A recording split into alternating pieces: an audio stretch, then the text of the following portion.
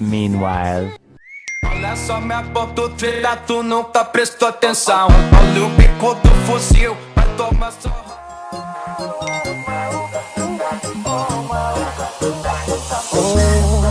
Jangan lanjutin, nanti labar. Selok saja kau dimana waktu dapat. Adekku bagus ini kak, sumpah sama unika. EXO, EXO, kiss me. Don't say no.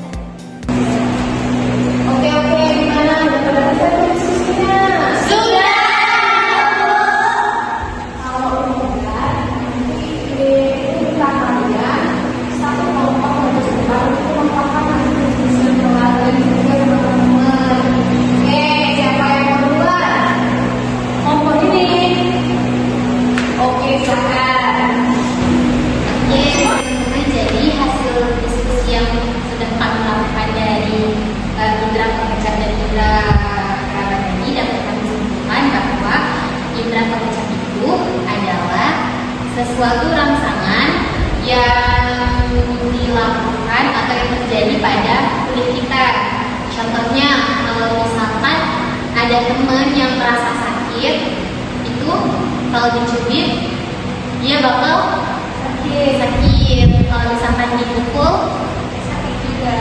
Nah, jadi kalau misalkan untuk indera peraba itu adalah indera yang bisa merasakan rasa yang didapat dari luar. Jadi mungkin kalau misalkan ada teman yang jauh terus luka, itu masuknya dari indera rangsangan karena dia merasa sakit. Terus ada indera kecap. Kalau indera kecap itu dari lidah. Itu contohnya seperti kita makan permen.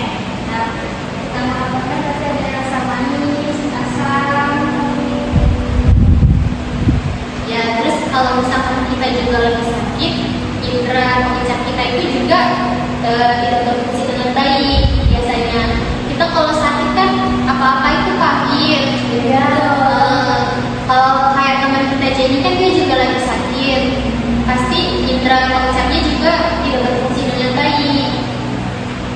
Jadi mungkin itu hasil diskusi yang bisa kami sampaikan sama teman-teman.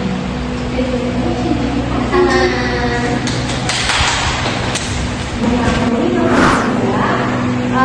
Dua tahun lingkungan yang akan kita pelajari hari ini, Pak.